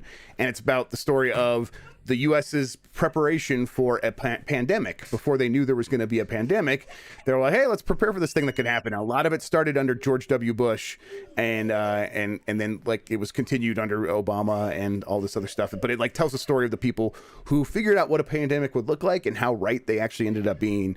And it's like really kind of prescient stuff. It's a very good book. All his books are really, really good. I liked Flash Boys a lot as well. But yeah, so that's what I'm doing right now. And I'm the same way where I'm like, right now, I'm just mostly nonfiction stuff, sort of expanded reporting, like the kind of thing that Michael Lewis does, or stuff about things that I'm interested in, like, card games, stuff like that. I'll read stuff about, blackjack and things like that. So sure. From Nintendo, bro, any word on additional content coming to Halo Infinite multiplayer when the game officially releases? I don't think they've said anything, but I think I'm expecting it to sort of expand without adding necessarily new maps or something. They'll probably Right. and they'll open up playlists, right? That's when they'll do that because it's not going to be a beta anymore. So Sure, yeah, exactly. Yeah, something like that. We already have the seasonal battle pass, and we have the main battle, and we're already in the other like main season. So, I mean, like we already have the special event, and we had the main season. So I don't know like what else you can add. Maybe there'll be something like special in the shop that day, like a specific thing you buy. I don't know, but nothing too crazy. yeah, it's going to be just kind of like they'll give you more options in how you engage with the game. Is kind of how it feels like. Nintendo Bro goes on to say to ask, what was the best dessert you had for Thanksgiving? My wife makes a pumpkin pie cake that is very good. I'm not a big dessert guy, but there was a cheesecake there, and I do like cheesecake, and it was a plain cheesecake, which I also enjoy. So I did have a slice of that and liked it. And then what happens first, Elder Scrolls 6 or the Lions winning a game on Thanksgiving again? I'm gonna say the Lions winning a game again on Thanksgiving. Yeah, I think so. I think that they're gonna get pretty good here in a couple of years. It's just gonna take some time. Hang on, I got a kid asking me a question. Ooh, I wonder what it could be. You know what that means? Wait, you want turkey? Yeah, okay, I want some leftover turkey too. Let me finish this up and we'll go get some, all right? Oh, Okay, all right. turkey. Oh, you okay? Yeah. All right, go play. Yes. Turkey now. Oh, I'm gonna get some turkey soon too. All right, yeah, she's got the leftover hankering, so we'll have to finish this up soon and go take care of that. All right, Epic Open World. Everyone is complaining about how slow the Halo Battle Pass is. Am I crazy, or does the slowness make sense considering the first season ends in May? Originally, it was going to be 3 months, and yes, I would say it is slow if it was only 3 months. If they speed it up, people will finish in March and then complain they don't have anything to unlock. There is kind of something to that. I do think, yes, I do think we do sometimes kind of forget that. But I mean, there still is a criticism of, well, maybe it shouldn't work like that. Like maybe there should be fewer seasons and you should progress through them faster so that it would feel better, right? Because again, so many people are, comparing this to the old, just like leveling up systems of the past games, and you level up faster. And look, we have dumb animal brains, and when you level up, whatever that means, when that one number goes slightly higher, you feel good. Yep. And now that happens less, and that's really all it is to it, and that's why people don't like it as much. And I think it was pretty not ignorant. What's the word? Naive. Excuse me. It was naive of them to not have seen this coming. Yeah, and part of that is like it's a not my problem sort of thing. It's not my problem they moved it from March to May or whatever they ended up delaying it to. But yeah, I don't know. To me, when I'm playing, it's like it doesn't seem super slow. I think some people are overblowing that side of things. That doesn't mean the overall battle pass and progression stuff is great. There are some issues like things unlocking for certain armor and not for other armor. It's just a bad look. I don't like that. So yeah, that's annoying. Yeah, that whole separation of like the armor types is real weird.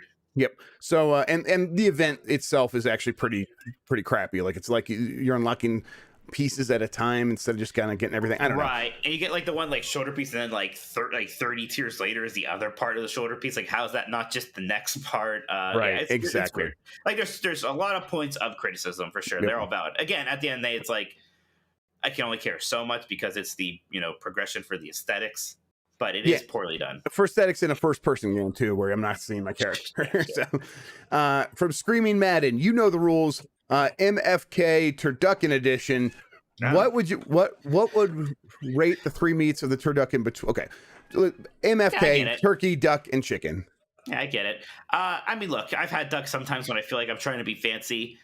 It's not something I want to eat a whole lot. I'll kill duck. It's weird, like maybe if I ate it a lot, but it always throws me off because you're expecting it to be like other poultry, and it kind of has like this like super dark meat, almost like a beefy kind of flavor to it. It's kind of weird. I don't know, not a big fan. Turkey is married. There's a reason why we have turkey on like the big holidays, right? Because chicken is kind of just better turkey, really. It's smaller, it's a bit juicier, it's easier to cook, it's more versatile. Chicken's just better turkey for the most part. Yes. It's still fun to have turkey for the big holidays because of the big presentation and the fun of doing all that. But generally, just give me chicken. So we will kill duck, we'll fuck turkey, and we will marry chicken. I think I was gonna go with you, but I think I'll marry. Wait, so marry chicken and fuck turkey? Is that what you said? Yeah. I think I'll mix that. Well, that's tough to say because what does marry and fuck mean? To be clear, it's just look.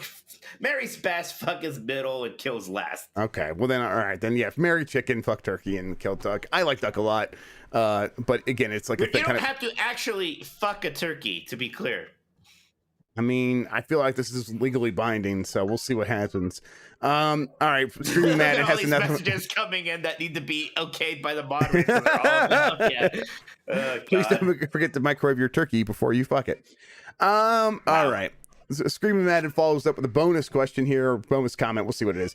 If you had the power to do so, which legacy PS1 IP would you bring back, and which PS2 legacy PS2 IP would you revive as well? To clarify, what I mean is which IP that started in each generation would get a revamp treatment for modern systems. Yeah, I get it. I think PlayStation 1, I would like to see a new jumping Flash. I think that could be really cool if done for modern times. PlayStation 2, Jak and Daxter's the first thing I thought of. And I feel like unlike a lot of people, I'd like to see it go back to being like basically a Mario 64 clone, just being like a fun kind of tropical themed 3D platformer. Yeah, I think that's what I'll say. Let's see. I like Colony Wars for PS1. I feel like we've answered this one before. And then what was it? Maximo, that sort of Maximo, yeah, the Maximo for PS2. Ghost of Goblins. Yeah, the Ghost of Goblins sort of exactly. It was a spiritual successor. I think that would be a cool one to bring back. Dr. Butthugger said Jet Moto, and that's a pretty good answer too. Mark of Kree is a good one too. Mark of Kree. I would like that. I should play that again. I bet PS2 emulation is pretty good right now. Cole Knapp, you talked about the games you revisited that you revisit on Halloween. What are the games you reach for around Christmas time? If I can, I like to play Christmas Nights, which it's kind of hard to play sometimes. They probably make Christmas Nights available on one of those ports, but I used to like actually play it on the Saturn, and I don't have that like ready to go right now. I feel like Miles Morales is something I might want to just boot up and run around it now because I love New York at Christmas, and that's just like you get to swing around a Christmassy New York, right? So I think those are the two big ones for me. There aren't a ton of really big Christmassy games that I can really think of. I don't think I've actually done the Hitman like Home Alone inspired one yet. So there's some good Christmas bonus stuff in that game. That is definitely something that I actually will do. I have done, and I'll do it again. And then I'm trying to think of Home Alone for the Super Nintendo. Probably not. Probably not. Games are awful. Yes, they're really bad. I don't know. I think I try to find if there's any like Christmas sort of levels and stuff, and I'll try to play them that way. But I there's not as many game sort of takes on Christmas as there are movies, obviously. So and there's even like more stuff that's thematically appropriate for Halloween than there is for Christmas. So yeah, absolutely. There always has been in gaming. Yeah, really. So it's tough, but yeah, I'll do that Hitman 3 stuff and could probably just see if there's anything else out there that's similar. So I forgot that Bayonetta 2 takes place during Christmas, at least that's in the beginning. Right. Yes, like he's the weird Danny DeVito character is shopping and stuff and has all those presents he's carrying. Yeah. Mm-hmm. Is Arkham City kind of Christmassy thing? I remember that's right. One of those Batman games was everything was decorated for Christmas. When they kicked everybody Batman out. Returns is the movie. I can't remember if one of the Batman games is. But I thought maybe Arkham City was also. Maybe I'm just conflating the two, but I think that's right. That sounds similar. Again, it's not like about Christmas, right? There are very few games that are really about, even like Miles Morales, not really about Christmas. No, of course. Die Hard's not about Christmas either, and it's still Die Hard. No. Christmas. Joe Gatto. Hey, Jeff. Origins is the Christmas one. I'm sorry, Jeff. They corrected. No, it's okay. Origin. Okay, cool. I've never played that one. I installed that in case I was going to play it for the extra live stream for some reason, and now maybe I actually will play that around Christmas time because I never played that one. I've never played that one. I've never played Night, so. Well, at that time, everyone's like, "Oh, it's like this is too soon." And it's not, but it's like the BT people. But now it's been so long since I played those games, and like the fact that there's one that I haven't played, and it's not like a $60 purchase anymore. It's like a thing you might already have. So yeah. Oh, Dead Rising 4 is Christmas, didn't it? People hate Dead Rising 4. Like Dead Rising 3 was the good one. I like that. Everyone didn't like Dead Rising 4. I think 4 or 5. I think 4 and 5 were kind of both 5. like. There's no 5. Is there not a Dead Rising 5? I don't think so. I think 4 was the last one because people didn't like it. 4 was the one where they brought back Frank West, and it wasn't. Okay, you're right. Dead Rising 4. But yeah, well, I guess. Right. Huh, all right, well. All right, let's see, Joe Gatto. Hey, Jeff and Mike, the Halo XP controversy rages on. Do you think the 343 turned XP gains low on purpose and intend to buff it slowly rather than release it tuned, instead of releasing it tuned way high and then have it nerf, and then have to nerf it? Because at least in my opinion, nerfing high XP gains feels really bad, even if it legitimately needs to be done, basically. I think they wanted the progression to be slow because some people were nervous about releasing this game for free, and they wanted to make sure that people felt incentivized to spend money on it. Right. I don't think there was like some conspiracy theory about like we're going to start so and then we'll like quote unquote fix it later. I think that they didn't.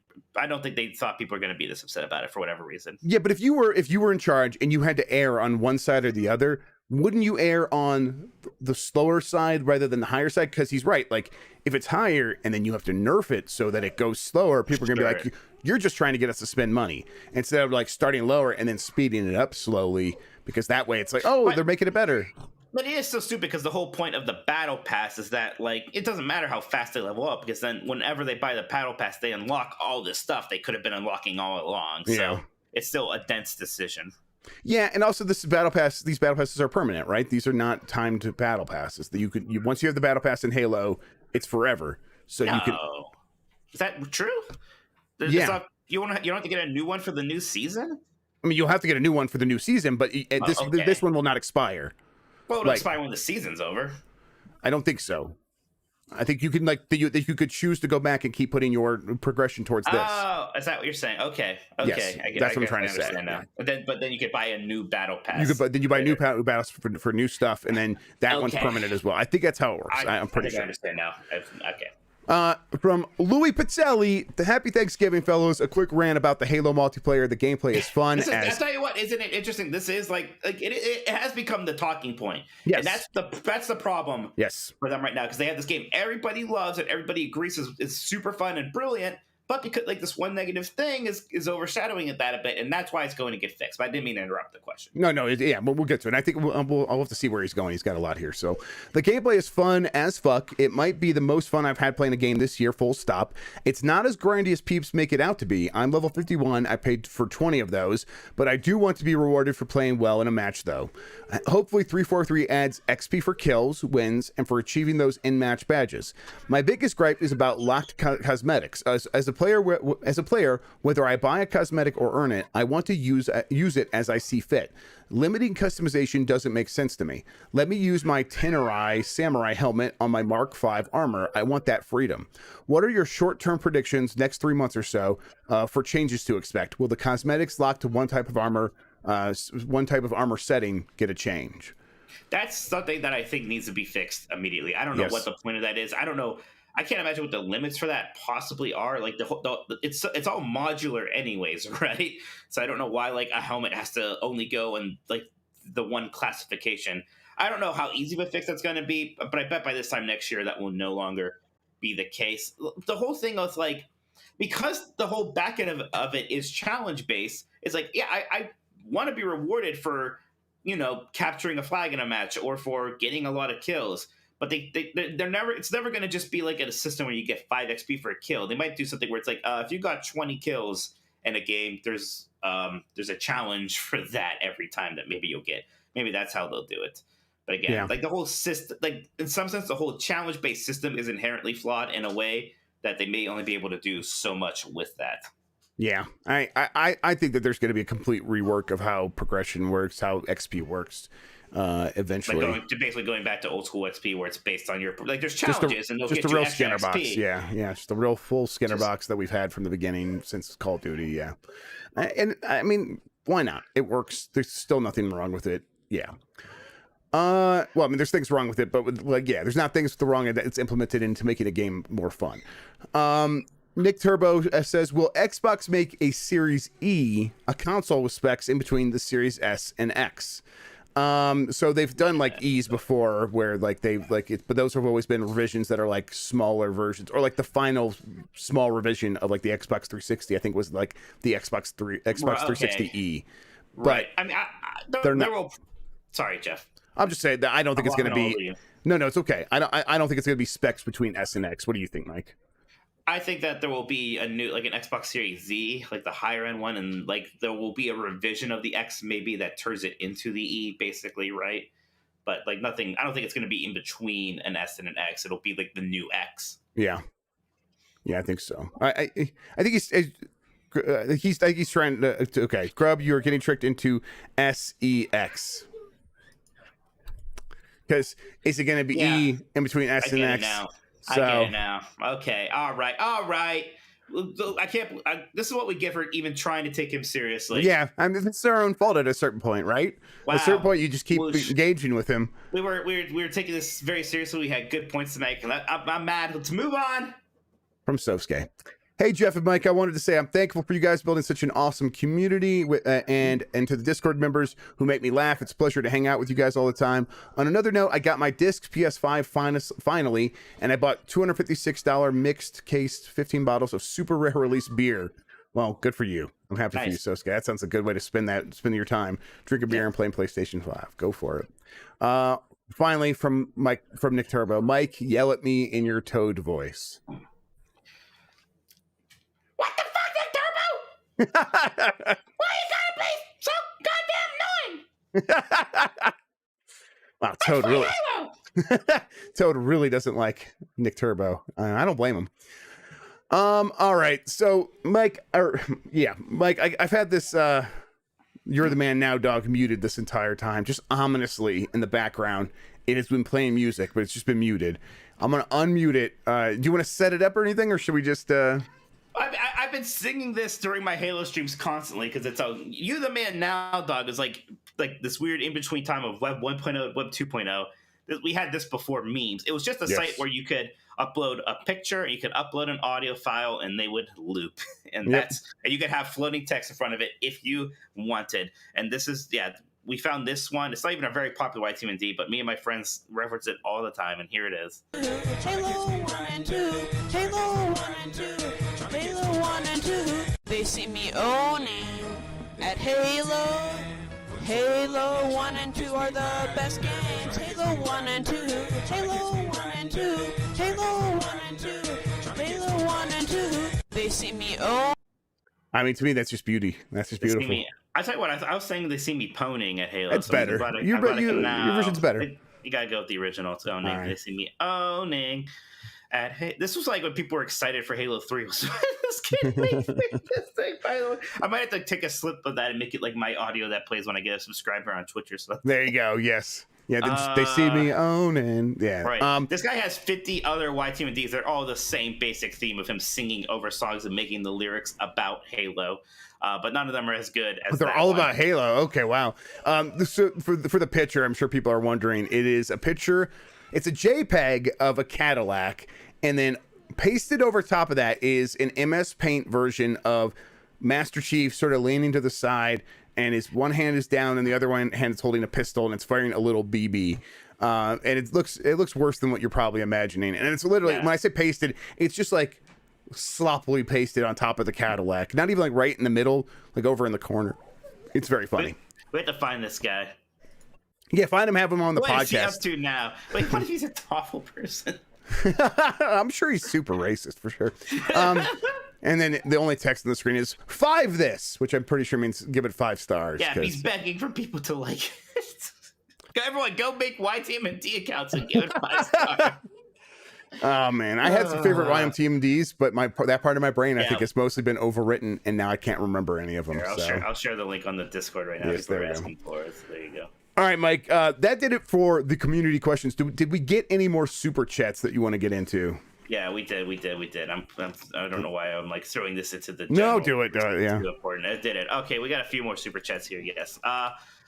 Supernova says, "Good evening, Mike the Legend and Jeff the Internet Boss." Thank you, Supernova. Thank Kung you. Fu Hot Dog. If Mike could do a Cockney accent, he would be a dead ringer for Bob Hoskins. I love it. Yes. Every time Mike rubs his nose and pass out. I'm no good at voices. My older brother can do a lot of voices, but I really can't. I think I can do Toad just because I happen to have a higher pitch voice and I'm kind of nasally, obviously. So yeah, Toad I can do, but a lot of these other things I don't know. Dr. Butthugger says, speaking of 1UP, my favorite article on that site was Matt Leone's story about LMNO, the failed Spielberg game. Will Spielberg ever return to gaming? Man, I don't think so. He's old. Yeah, I don't think so. I mean, maybe we'll get Boom Blocks 3 at some point, but other than that, Probably not. probably not. Supernova. The last time we asked about Avowed, is president at TGA. After the opening of Kojima Studio for the production of films and series, will he leave the production of games or ask for help from Jeff Keighley to balance them? I'm sure he's just going to spread himself too thin and stress himself out. Yeah. Let's see. This is the one about Avowed, right? This question here. No. Well, it is, but yeah, that's why he's not asking about Avowed. He's asking about Kojima. Oh, okay. Yeah, Kojima Studio for production of the film series. He's probably not going to take over that stuff. That would be too wild. Last one here. Jose Francisco Goncalves. Sorry if I said that wrong. Got out of my post-grad just in time to catch you live. Just want to wish you guys happy holidays all the way from Portugal. Thank you, Jose. Appreciate that. Yeah, thank you, Jose. Yeah. That's awesome. We Really have a appreciate big it. Latin America community. Yeah, we love that. Yep. All right, so that does it for the super chats. If anyone has anything else to ask, send in a super chat. We'll get to it again before the end of the show. Mike, we talked a little about approaching fast here because we did kind of talk about what we've been playing a little bit already, huh? Exactly. Yeah, that's what I was gonna say. So, I mean, anything else? Anything else we should talk about this week, or should we get out of here? I mean, leftovers are awaiting. Yeah, I'm pretty hungry. I haven't checked out these. I might try to do some online shopping still, get some of those Christmas gifts done here. But yeah, that might be just about it. Andy asks, "What about Toad with a Cockney accent?" Yeah, that seems like a level beyond me. How do you? I don't know if you can add accents to Toad, right? Like, how can you possibly modify that? There are people who are that Much good more at voices. talented than Yes. me, Yeah, yes. I mean, when I hear people do that, when they add when they do a character doing another character, I'm like, okay, that requires your brain to be so like plastic that I can't even imagine it. So yeah, I'm impressed by that. But you just realized you could do the Toad voice offhand during Nintendogs this week, so it's not like something you've been practicing for a while. No. Yeah, That's why I'm always nervous when I started because I'm like, it's not going to work this time. Today I had my first false start with it too. So. Andrew McCarthy in chat said Chris Pratt could do it, and I think that's probably fair. That's good. Yes, he could. He's a savant. Yeah, of course. Acting and impressions. So sure. I was gonna say any not last check, but another check in for Game of the Year where you're at with like games you want to catch up on. The big ones: finish Tales of Arise, play Guardians of the Galaxy, then Forgotten City and Inscription, and maybe check out Death's Door. Although I feel like that might be the one I don't get to, but we'll see. Yeah, I think those are the big ones here. Same zone. I got my replacement Xbox Series X, so nice. The Halo campaign stuff is turned off for us for a couple days. So I won't get back to it for like 2 more days. So I'm like, I'll probably try to beat Psychonauts 2. And then Inscription, I'm still playing that, and that's a game that I've been playing for a while, and I haven't talked about it on here other than say people should play Inscription. I've told Mike he should probably really try it out. But it's hard to talk about because there's some twists and stuff in there that's like you can't talk about it without talking about that stuff. So maybe I'll just bring it up. We're close enough to Game of the Year now. Maybe that's just where I'll bring it up at. So sure. I mean, gosh. So I want to get to all these games, but the Halo campaign's coming out. I'm still playing Halo multiplayer, and then Final Fantasy 14 Endwalker comes out soon too. So it's gonna be It's a busy December. Yeah. I usually take a week off around Christmas, and it'll be a good time just to break through things here. Yeah, and I think we'll be taking it easy around that time this year. So okay. I should just play Halo 1 and 2. Those are the best games. Those are the best games. Like, when should we do Game of the Year? Should we do it in January? I don't know. Either very late December or January. Oh, yes. Yeah, absolutely. Totally. I need as much time as possible. That's for sure. All right. January. I think January is probably going to be fine. Sounds good. I don't want to worry about it in between Christmas and we could do our non-award stuff during the last week, and then we'll do just to have content going up that week, and then kind of take it easy that week. Okay, that's what I was thinking about. All right, let's wrap this up. Mike, why don't you tell people where they can find you on the internet?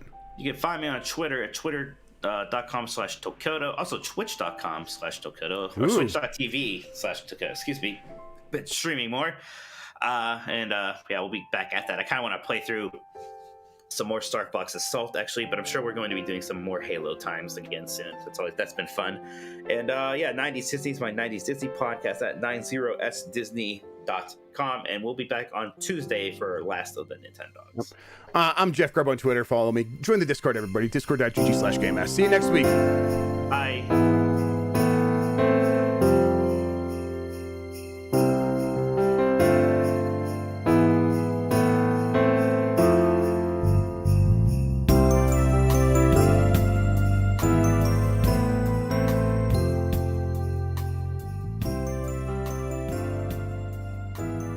right, we missed a super chat. We're coming here. What's up? What's the super Tomb Raider chat? games from Mr. DD. Why are Tomb Raider games always so expensive? I think they want them to be high profile, big releases, and they want to spend the money to make that happen.